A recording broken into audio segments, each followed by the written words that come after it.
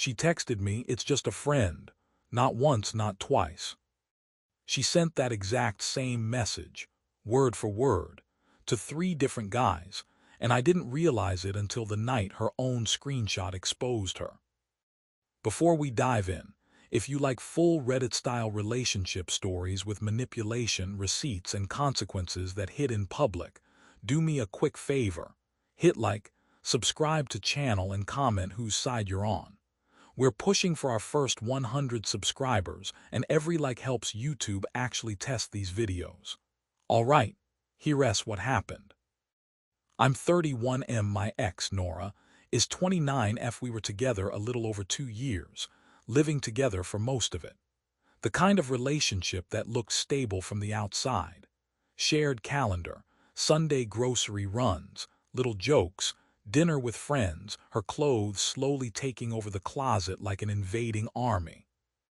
And I genuinely thought we were good. Nora had a big personality. She could make strangers laugh in a checkout line. She had that social magnet thing where people leaned in when she talked. I'm the opposite, steady, quiet, the guy who remembers to pay the electricity bill before the late fee shows up. And we worked because she made life feel lighter, and I made life feel safer. At least that's what I thought. The first weird shift wasn't a scandal, it was a phrase. "It's just a friend." She started saying it casually whenever a guy's name came up, like a reflex, like she'd rehearsed it. At first I didn't care. People can have friends. I'm not a jealous control freak, and I've never wanted to be the guy who interrogates every coworker and every new friend. But Nora didn't just have friends. Nora collected attention. There's a difference. It began right after she switched jobs. New office, new team, new energy. She came home buzzing with stories about people I'd never met. Eli is hilarious. Matt is so helpful. Jordan is basically my work husband. Kidding, kidding. I'd raise an eyebrow and she'd smile and say it, light and breezy. "It's just a friend." And honestly, I'd laugh and move on. Then the text started. She'd be on the couch with me, watching a show, and her phone would light up.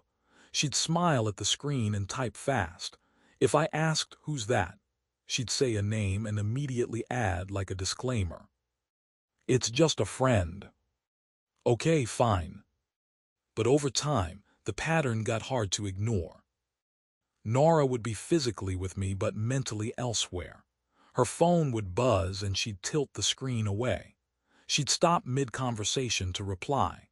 She'd get protective, not in a privacy is healthy way, but in a don't look here way. I tried to tell myself I was overthinking. Then something happened that made me feel stupid for not trusting my gut sooner. We were getting ready to go to a friend's birthday dinner. Nora was in the bathroom doing makeup. Her phone was on the bed. It buzzed twice. Not my proudest moment, but I glanced at the screen because the name was visible. "Evan," the preview message said, "can't stop thinking about last night." My stomach tightened so hard it felt like I swallowed ice. I didn't pick up her phone. I didn't open anything. I just stared at that screen like it was a snake. Nora walked out a second later, saw my face, and instantly went into performance mode. "What?" she asked, too innocent. I forced my voice to stay level. "Evan just texted you, can't stop thinking about last night." Nora laughed, not a big laugh, more like an eye-roll laugh, the kind that tries to make you feel silly. "Oh my God," she said. "It's about a work presentation. We stayed late. He's being dramatic." "Why would he say it like that?" She shrugged. "Because he's Evan, he's goofy." Then, like she was checking off a box, she added, "It's just a friend." I stared at her. That doesn't sound like a friend message. Nora's expression sharpened. "Are you seriously about to start a fight before we go out?" I wasn't trying to fight. I was trying to understand. But Nora was good at turning a question into an accusation. "Hand me my phone," she said. I didn't move. I said, I'm not holding it hostage. I'm just asking why he talks to you like that. Nora snatched it off the bed and started scrolling dramatically, like she was putting on a show. See, she said, shoving the screen in my face. It's about work. And yes, when she showed me, the visible messages looked innocent. Something about slides, timing, a client. But the thing is, she showed me the exact part she wanted me to see. Then she locked her phone and said, "Can we not do this? I'm not cheating. You're being insecure. It's exhausting." That exhausting line landed hard, because it framed me as the problem for having a normal reaction to a weird message. So I apologized, not because I thought she was right, but because I didn't want to ruin the night. At dinner, Nora was bright and charming. She laughed, told stories, touched my arm like we were perfect. But I couldn't stop thinking about that message. Can't stop thinking about last night.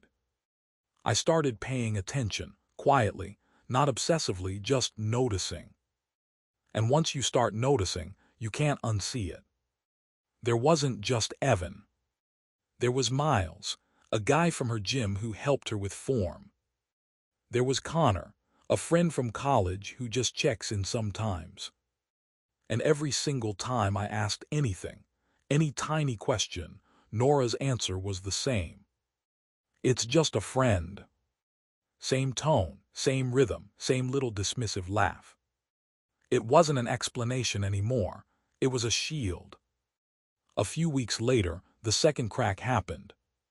We were making coffee on a Saturday. Nora was at the counter, phone in hand, smiling at something. I said casually, "Who's got you so happy?" She didn't even look up. "Miles." Then automatic, "It's just a friend." I tried to keep it light. "Cool. Are you two going to hang out or?" Nora's head snapped up. Her eyes narrowed like I'd stepped on a landmine. "Why are you interrogating me?" "I'm not," I said. "I'm literally asking if you have plans." She sighed like she was the victim. "You've been weird lately, Alex. You're making me feel like I'm doing something wrong when I'm not." There it was again, the twist. I wasn't accusing her, but she was already defending herself like she had something to hide. Then she did something subtle but brutal. She said, "My ex used to do this. He'd get jealous any time a man existed near me. It was toxic." I just stared at her, because now she wasn't just dismissing me, she was comparing me to someone she labeled toxic. And I realized this wasn't a conversation, it was a warning. "Stop asking, or I'll make you the villain." So I backed off, again. I told myself, maybe I'm being sensitive, maybe she's stressed, maybe it's just a friend is just her way of reassuring me. Then came the night that changed everything. It was a Tuesday, totally normal. I was on the couch paying bills on my laptop. Nora was in the kitchen FaceTiming her friend and laughing. She looked happy, lighter than she'd been in weeks. At one point she walked over and said, "Babe, can you look at something?" She handed me her phone. And that's when I saw it. She wasn't showing me messages. She was showing me a screenshot she planned to send to her friend. A screenshot of a conversation with Evan. I looked at the screenshot, and there in the middle of it was a message from Nora. A message she'd written. "It's just a friend, don't make it weird." My eyes stuck to it. Nora reached for the phone like she suddenly remembered it was in my hand. "Just send that to Jasmine for me." I didn't move, I just looked up at her. "Who are you saying that to?" Nora blinked. "What?" "In this screenshot," I said, tapping the screen. "You're telling Evan it's just a friend, don't make it weird. Why are you saying that to him?" Nora's face went still for half a second. Then she laughed. "Oh my God, Alex." And there it was again, that laugh. The laugh designed to make you feel stupid. "He was teasing me," she said. "He joked that you'd be jealous if he took me to lunch, so I said that." You told him not to make it weird, I repeated slowly. Why is he talking about my jealousy? Nora shrugged like it was nothing. Because he likes to stir the pot, it's not serious. I handed her phone back, but my brain was on fire. Because it wasn't the message alone. It was how familiar it sounded. It's just a friend, don't make it weird. I'd heard that phrasing before. Not in her text, she wouldn't show me those, but in her mouth. It was her favorite line. And now I'd seen it in writing, sent to another guy. That night after she fell asleep, I did something I'd never done before. I checked our iPad. We had an old iPad we used for streaming in bed, recipes, random stuff. Months earlier, Nora had logged into her account so she could sync photos. She never logged out. I never cared until now. I opened messages. And there was a thread with Miles. My heart started pounding. My hands were cold. I scrolled just enough to see it. Miles, you coming to the gym tomorrow? I missed you today. Nora, maybe, depends. Miles, bring your boyfriend sometime. I want to meet him. Nora, LOL no. Miles, why not, Nora? Because you'll be flirty and he'll be weird about it. Miles, I'm never flirty. Nora, you are, but it's fine. It's just a friend. Don't make it weird. The exact sentence. The exact sentence she'd sent Evan. My stomach dropped. It wasn't a one-time reassurance. It was a copy-paste strategy. I felt sick, like I just stepped into a room and realized everyone else knew a secret about me. I kept scrolling. There were jokes, inside jokes, little heart emojis that could be playful but were always just a little too warm. There were late-night "you awake" messages. There were "I wish you were here" comments that Nora replied to with laughing emojis instead of shutting down. And the more I read, the clearer it became. Nora didn't have friends. She had backups. She had an audience. And she fed them just enough to keep them close, but not enough to get caught, at least, not until she slipped.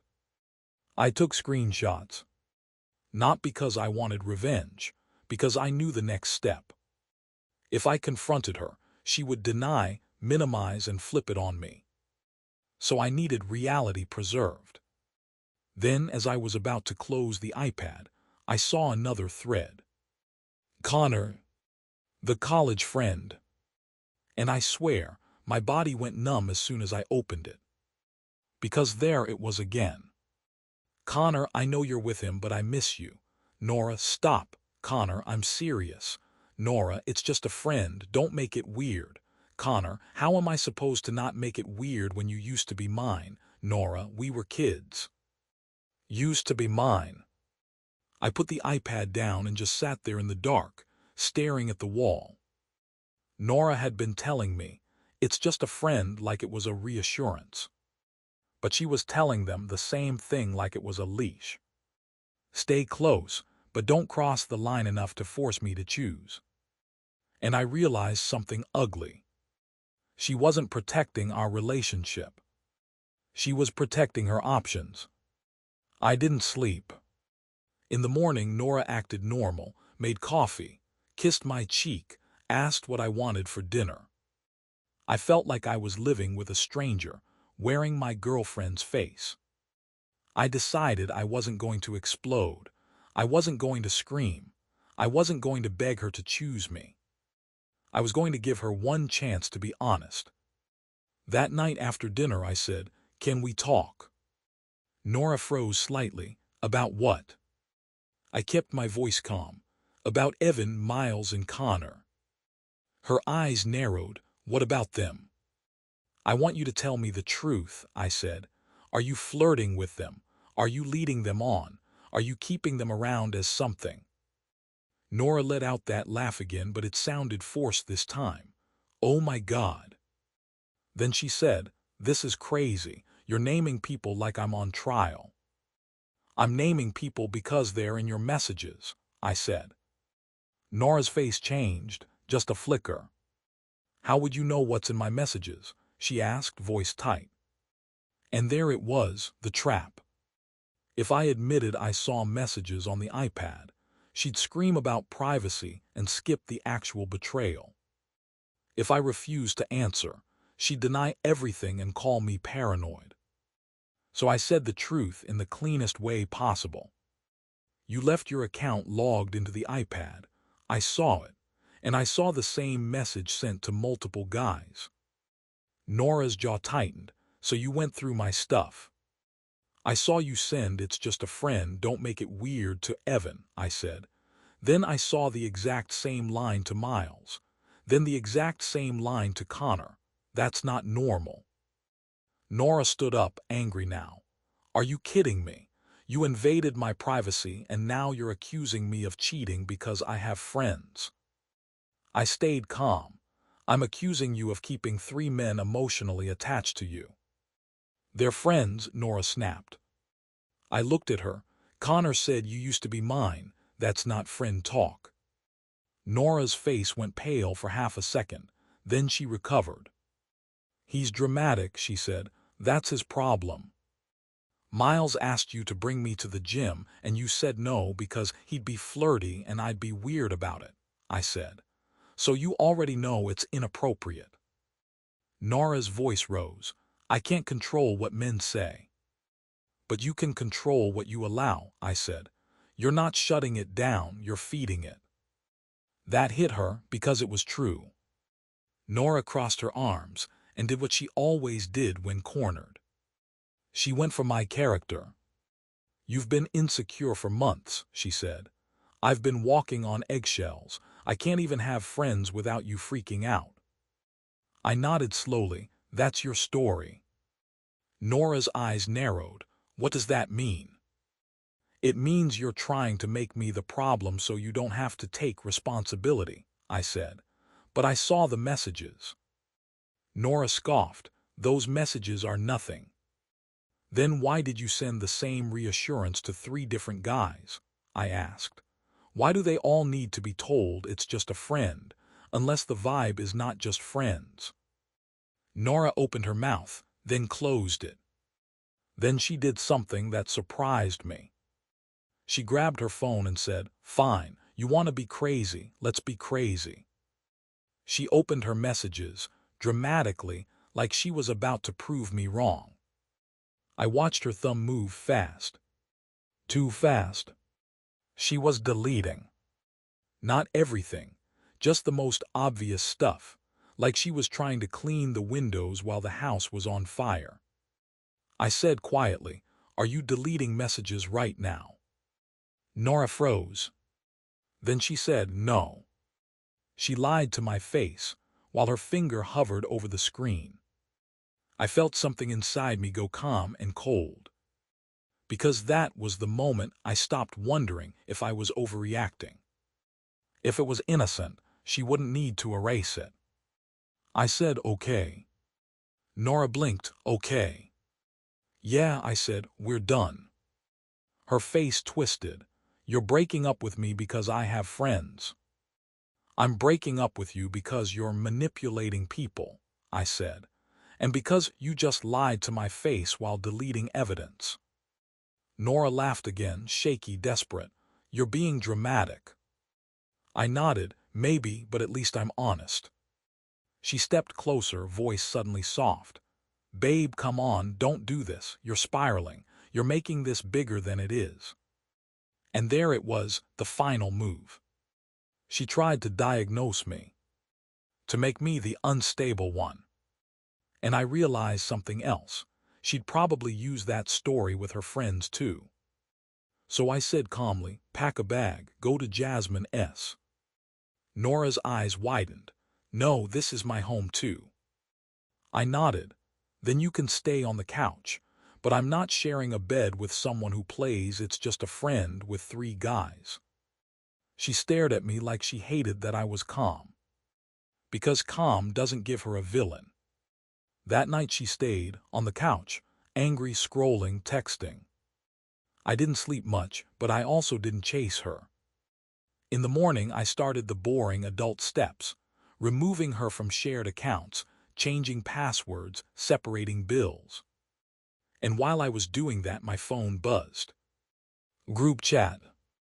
Our friend group had a big chat, about 10 of us. Couples, old friends, weekend hangout crew.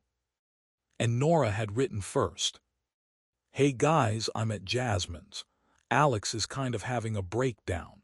He went through my messages and accused me of cheating because I have male friends. I'm honestly scared of how controlling he's getting. I read that message twice. Scared, controlling. She was doing exactly what I predicted, pre-framing me as the bad guy so nobody would question her behavior. My hands shook, but my mind stayed weirdly calm. Because I already had the receipts. And here's the part where I'm going to stop for a second, because this is the mid-story moment that still blows my mind. I didn't want to expose her publicly. I wanted to end it quietly. But Nora dragged our friends into it first, and she used words that could ruin someone's reputation. So I made a choice. I typed one message. I wasn't going to do this publicly, but you brought it here. I'm not controlling. She's been feeding 3 guys the same, just a friend line. Here are the screenshots. Then I dropped them. One set from Evan, one set from Miles, one set from Connor. Same sentence highlighted. It's just a friend, don't make it weird. The chat went silent. No typing bubbles, no jokes, just read receipts. Then one person typed, "Oh." Then Chris, my friend who doesn't pick sides unless it's obvious, typed, "Nora, why is it the same message to all of them?" And Nora panicked. She wrote, "You violated my privacy." Then, "Those are jokes." Then, "You're twisting it." Then, "I can't believe you'd humiliate me like this." But the group wasn't buying it.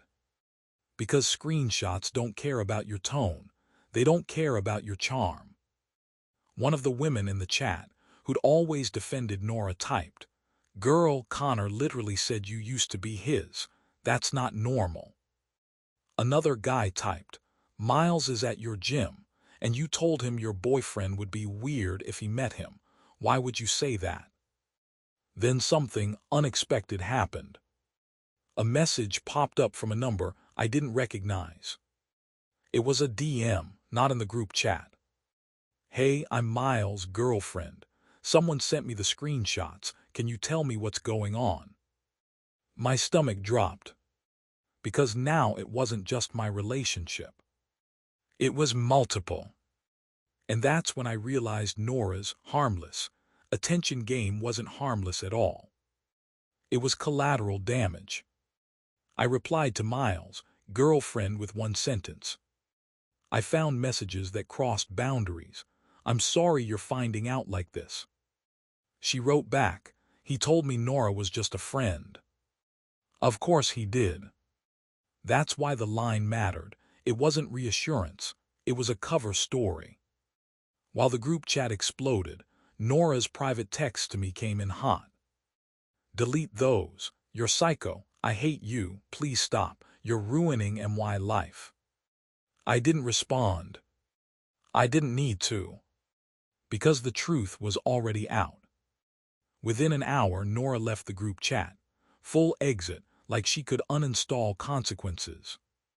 Then people started messaging me privately. "I'm sorry, I didn't realize. Are you okay? Bro, she really tried to call you controlling." And that part, her trying to brand me as controlling, was what made me the most angry.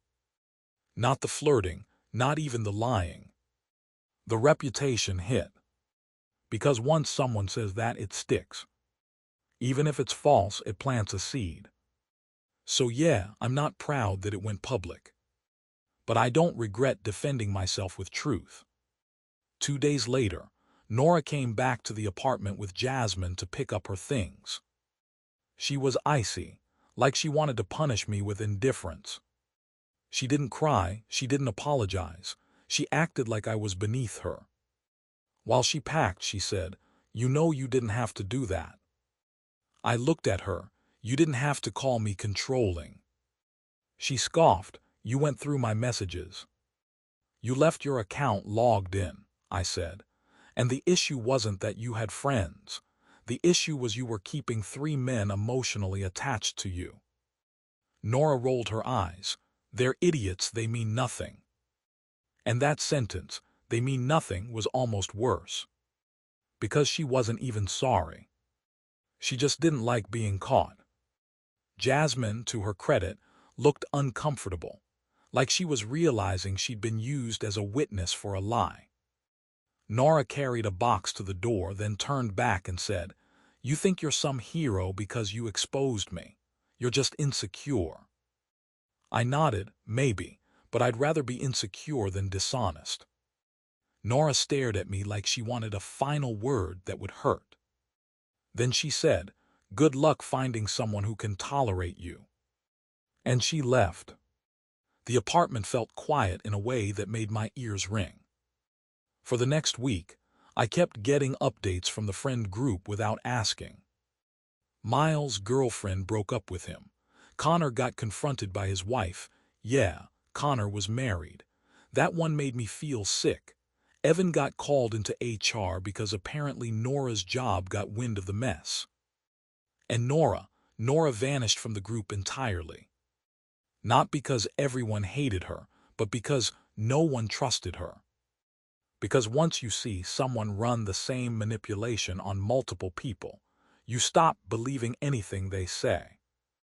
A month later, Chris told me something that made me laugh in disbelief. He said Nora had been telling people, "I didn't cheat. Alex just couldn't handle me being friendly." And Chris said, "But now everyone knows when she says just a friend, it's basically a brand." That's exactly what it was. A brand. A way to keep men orbiting without committing to any of them. A way to keep me stable at home while she got validation everywhere else. And the wild part, if she had just said, "I like attention and I have boundary issues," we might have had a real conversation months earlier. But she didn't want a conversation. She wanted control. Control of the narrative, control of my reaction, control of the image she presented to everyone. And once I saw that, I couldn't unsee it. Now it's been a while, I'm fine, better than fine. Not because I won, not because she got embarrassed, but because I got my reality back. Because nothing messes with your head like being told you're crazy for noticing obvious disrespect. And if you're listening to this thinking, "This seems small, it's just texting," I need you to hear me. It wasn't the texting. It was the pattern. The rehearsed dismissal, the copied line, the hidden behavior, the deleting, the reputation smear. That's the stuff that breaks trust. All right, now I want to ask you a few questions, because I'm genuinely curious where people draw the line. Is sending flirty messages cheating in your book, or does it only become cheating when there are plans to meet up? If your partner told your friends you were controlling to get ahead of the story, would you expose receipts like I did, or handle it privately?